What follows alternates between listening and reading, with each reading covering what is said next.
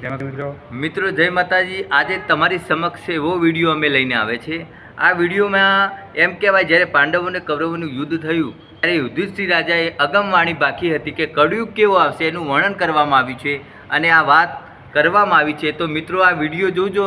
તમને ઉદાહરણ આપીને આ વિડીયોને સમજવા માટે તમારી સમક્ષ મૂક્યો છે। તો અમારી આ ચેનલમાં અવનવા વિડીયો આવી રહ્યા છે, તો દરેકને આ ચેનલને સબસ્ક્રાઈબ, શેર અને કોમેન્ટ કરવા વિનંતી। તે સાથે અમારા વનરાજસિંહ અને હું કેતુરાજ તરફથી જય માતાજી। જય માતાજી। મહાભારતનું જ્યારે યુદ્ધ થયું અને મહાભારતનું યુદ્ધ થયું ત્યારે એમ કહેવાય કે પાંડવો જીતી ગયા અને કૌરવો હારી ગયા। અને પાંડવો જીતી ગયા એટલે એમ કહેવાય કે સત્યનો પાયો નખાયો, એટલે રાજ્યમાં સારા સારા કાર્યો થવા માંડ્યા, સારો ન્યાય મળવા માંડ્યો અને ધીમે ધીમે એમ કહેવાય રાજ્યની જે રચના છે એ સરસ મજાની બનાવી। પણ એક દિવસ એમ કહેવાય યુધિષ્ઠિર રાજા પોતાના મહેલમાં એમ કહેવાય એકલા બેઠા હતા અને જ્યારે એકલા બેઠા હતા ત્યારે એમને મનમાં વિચાર આવ્યો કે દુનિયામાં તો સાચું તો ઘણું બધું જોયું વનરાજસિંહ, કે દુનિયામાં સાચું તો ઘણું બધું જોયું પણ જીવનમાં ખોટાનો પણ અનુભવ કરવો પડે। સત્ય તો સત્ય છે પણ ખોટું શું છે એ જાણવું પડે। ત્યારે એમ કહેવાય યુધિષ્ઠિર રાજા એમના ચારેય ભાઈઓને બોલાવે છે। એમાં ભીમ, અર્જુન, સહદેવ, નિકુંજ ચારે ભાઈઓને અચાનક બોલાવે છે એટલે ચારે ભાઈઓ વિચારમાં પડી જાય છે। આપણા ઘરમાં મોટા ભાઈ હોય અને આપણને બોલાવે તો આપણને પણ નવાઈ લાગે કે ભાઈએ કેમ અચાનક બધા ભાઈઓને બોલાવ્યા। એટલે ચારે ભાઈઓ અંદર ચર્ચા કરવા માંડ્યા। ભીમ અર્જુનને કહે, સહદેવ નિકુંજને કહે, નિકુંજ ભીમને કહે, એમ અંદર ચર્ચા થવા લાગી। અને ચર્ચા થવા લાગી એટલે ચારે ભાઈઓ ભેગા થઈને યુધિષ્ઠિર રાજાને જોડે જાય છે। એટલે યુધિષ્ઠિર રાજા બોલાવે છે કે આવો આવો। એટલે બધા ભાઈઓ ભીમ, અર્જુન, સહદેવ, નિકુંજ કે ભાઈ અચાનક અર્જુન પોતાના ભાઈને, મોટા ભાઈ એટલે યુધિષ્ઠિર રાજા, અને એમને કહે છે કે ભાઈ અચાનક બોલાવાનું કારણ શું? કે હું મારા શયનખંડમાં એમ કહેવાય એકલો બેઠો હતો અને મને વિચાર આવી ગયો કે દુનિયામાં સાચું તો ઘણું બધું જોયું પણ ખોટાનો અનુભવ કરવો પડે, ત્યારે એટલા માટે જ તમને મેં બોલાવ્યા છે। તો ભાઈ તો હવે તમે વાત કરો શું કરવાનું છે અમારે? કે તમારે એમ કરવાનું છે ચારે દિશામાં જવાનું છે ને ચારે દિશામાં જઈને જે ખોટું લાગતું હોય એ વસ્તુ તમે શોધી લાવો। એટલે કે મોટા ભાઈની આજ્ઞા હોય એટલે નાના ભાઈઓએ કીધું કે સારું ભાઈ, અમે ચારે દિશામાં ચારે ભાઈઓ જઈએ છીએ અને જે તમે કીધું છે કે ખોટું તમે શોધી લાવો, એટલે અમે એ ખોટાની શોધમાં અમે ચારે દિશામાં જઈએ છીએ। ત્યારે એમ કહેવાય કે ભીમ પૂર્વ દિશામાં જાય છે, અર્જુન પશ્ચિમ દિશામાં જાય છે અને સહદેવ ઉત્તરમાં જાય છે અને દક્ષિણમાં નિકુંજ જાય છે। ચારે ભાઈઓ એમ કહેવાય ચારે દિશામાં વહેંચાઈ જાય છે।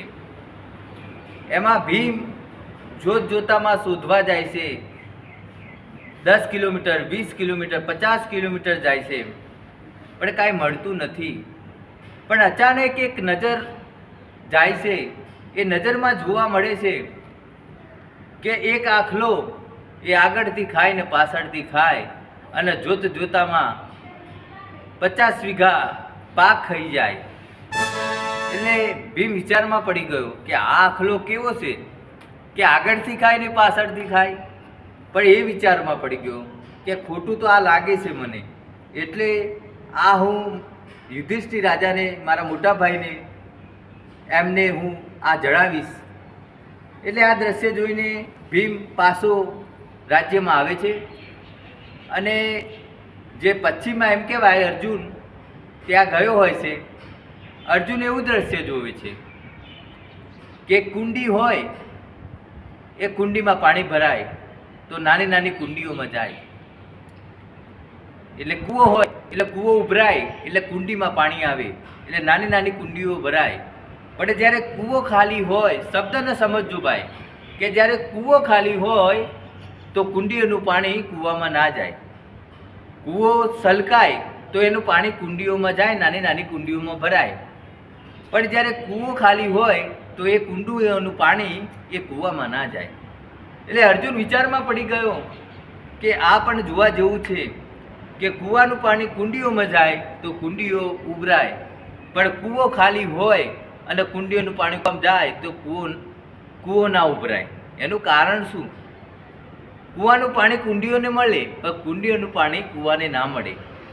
એટલે એ પણ વિચારમાં પડી ગયો. આ પણ સરસ ખોટું છે. તો એ દ્રશ્ય જોઈને અર્જુને પણ પોતાના રાજ્યમાં પાછો જાય છે, અને રાજ્યમાં પાછો જાય છે એટલે ભીમને પણ કહે છે કે મેં પણ આ દ્રશ્ય જોયું. ભીમે અર્જુનને કહ્યું કે મેં પણ આ દ્રશ્ય જોયું. એટલે ઉત્તરમાં સહદેવ એને એવું દ્રશ્ય જોયું કે ગાય વાસરડાને ધાવે.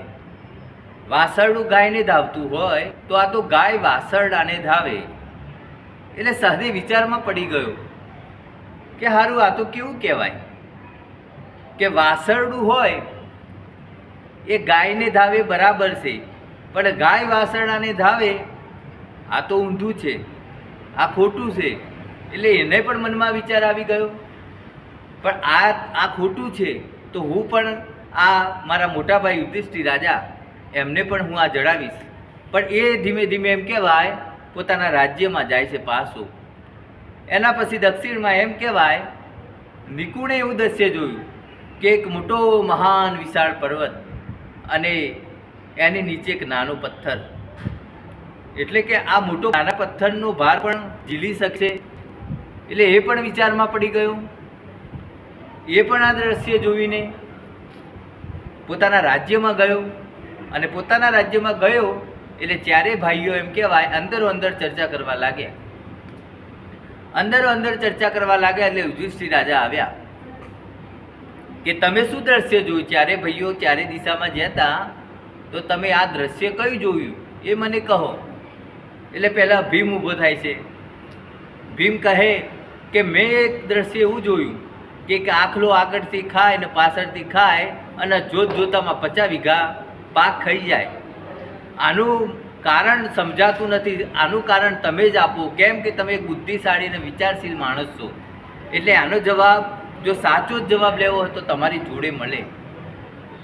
એટલે યુધિષ્ઠિર રાજા એમ કહેવાય ધીમે ધીમે વિચારીને જવાબ આપે છે કે આગળથી ખાય પાછળથી ખાય એનો મતલબ એમ છે કે હવનો જે કળિયુગ આવવાનું છે, હવનો જે કળિયુગ આવશે એ કળિયુગમાં માણસ આગળ પણ બોલશે, પાછળ પણ બોલશે, અને જોતામાં એમ કહેવાય કે લોકોને ઝઘડાવી મારશે, લડાવી મારશે અને લોકો લડી મરશે. એટલે જે આખલો છે એ આગળથી ખાય અને પાછળથી ખાય એનો મતલબ એમ થાય કે આ દુનિયામાં એવા પણ માણસો એવા હશે કે આગળ શું બોલે ને પાછળ શું બોલે, અને જોતામાં લોકોને લડાવી દે, ઝઘડાવી દે. એટલે આનો જવાબ આ થાય. પછી ધીમે ધીમે એમ કે અર્જુનને પૂછે છે કે તમે કયું દ્રશ્ય જોયું? કે મેં એક એવું દ્રશ્ય જોયું, એક કૂવો, અને કૂવાનું પાણી એમ કહેવાય કુંડીઓમાં જાય એટલે કુંડીઓ ઉભરાય. પણ જ્યારે કૂવો ખાલી હોય તો એ કુંડીઓનું પાણી કૂવામાં ના જાય. વંદાથી સમજવા જેવું છે, જીવનમાં ઉતારવા જેવા શબ્દો છે. આ જે ઉદાહરણ આપું છું એ સમજવા લાયક છે. આપણને બધાને સમજવાનું છે કારણ શું છે એમ. એટલે કૂવાનું પાણી કુંડીઓમાં જાય તો કુંડીઓ ઉભરાય, પણ કૂવો ખાલી હોય ત્યારે કુંડીઓનું પાણી કૂવામાં ના જાય. આનો શું જવાબ થાય? એટલે એમ કહેવાય યુધિષ્ઠિર રાજા સરસ મજાનો જવાબ આપે છે. કેવો જવાબ આપે છે કે 4 દીકરા હોય અને એક બાપ હોય. એક બાપ હોય એ 4 દીકરાનું પૂરું કરે, પણ 4 દીકરા હોય એક બાપનું પૂરું ના કરે. એટલે મિત્રો આ સમજવા લાયક જેવો પ્રશ્ન છે કે 4 દીકરા હોય અને એનો એક બાપ હોય તો એ બાપ એ ચારે દીકરાનું પૂરું કરે, ભણાવે, ગણાવે, મોટા કરે, એમના લગ્ન કરાવે, એમને તમામ પ્રકારની સુખ સંપત્તિ, સગવડ,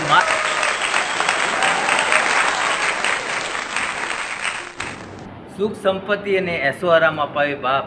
એટલે એક બાપ હોય એ ચાર દીકરા હોય તો ચાર દીકરાનું પૂરું કરે.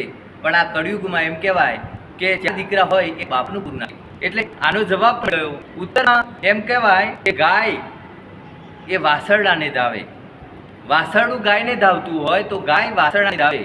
એનો યુધિષ્ઠિર રાજાને એમ કહેવાય આપે છે, કેવો જવાબ આપે છે કે એમ કહેવાય આ કળિયુગમાં બાપ પોતાની દીકરીને પણ વેચીને પૈસાથી મજ માણશે. એનો કહેવાનો મતલબ કે આ કળિયુગ આવશે એમાં દીકરી બાપ પોતાની દીકરીને વેચી મારશે, એના જોડે ખરાબ કૃત્ય કરશે.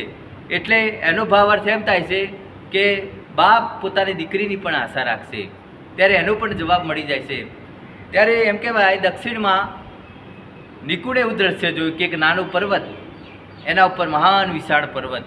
એટલે કે આનો જવાબ શું થાય કે એનો જવાબ એમ થાય કે હજુ આ પૃથ્વી ઉપર 5% એવા માણસો છે, સારા સારા માણસો, એના લીધે આ પૃથ્વી ટકી રહી છે.